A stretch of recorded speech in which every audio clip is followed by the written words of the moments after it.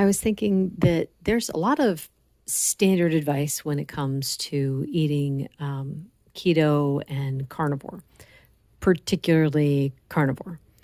One of the things that they will say is eat when you're hungry, and when you do eat, stop when you're full. And I think about that one, how I am not someone who can do that. I can feel full after 2 bites, and I can feel comfortably full after 100 bites. I know I test this every once in a while when we go out to the steakhouse, and I do eat more than I would normally eat there. Like I can just feel comfortably full when we leave, and sometimes I'll feel overfull like about an hour later. It takes a while. So what I'll also see is there'll be people in some of these carnivore groups that I belong to, and they'll be like, I'm not losing weight very fast, or I have stalled. I'm not losing at all. I haven't lost any for several months. I don't understand what's going on. And you get people in the comment section who are like, oh, you need to eat more fat, eat more protein. You're probably under eating. No one ever says you might be overeating. And that's where sometimes I will try to carefully put out that idea that you might be overeating. You might be having too much. Now, of course, without any information, I have no idea. So I'll try to ask them, can you tell me what you eat in a day and how much you eat? And it's like, sometimes they'll have like one giant pile of food just one time a day, or they'll have it like a couple times a day. And that's not even counting, like they might be snacking in between too. So what I will put out there is, what if you tried breaking up a meal into having 3 meals instead? Small ones.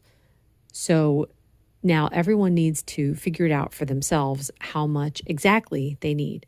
When I was trying to figure this out for myself, I wanted enough food.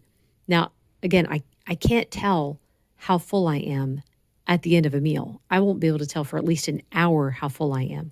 So I needed a set amount that I could count on eating that would keep me satisfied for at least 3 to 4 hours. So I tested. Now I can get away with about 70 grams per meal if I'm having a cup of coffee to go along with it. But generally I keep it at 100 grams per meal. And then you include my cup of coffee that has the cream and the butter. So those things added to it. If you weren't having the coffee, I would say add another ounce of food. So it's like the 100 grams is about 4 ounces. If you're not having the coffee, then have another ounce for the food. And I mean, you could dial it up, you could dial it down.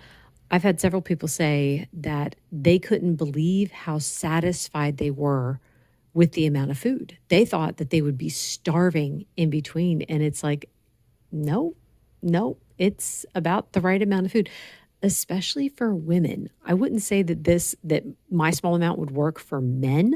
I don't know. They'd have to try. But again, it's like you do the testing for yourself and see if you're struggling with the weight loss still and you've been stalled for a while, give it a try. Just cut down the amount, not to the point where you're going to be hungry. Because think about it like this too. And I've told people this when they're like kind of panicking, looking at the small amount of food. I say, reassure yourself that if you're hungry in an hour, you can eat again. You're likely not going to be hungry again in an hour, but give it a try and see. And if you are, just eat the same amount again in an hour and see how that goes. And then I say it should be visible after a few days. Like I would say 4 days to a week, you should see some movement on the scale. It's either going to go up or it's going to go down. Now, you don't have to stay at that number forever. Let's say that you start exercising and you find yourself hungrier, then increase the amount of food.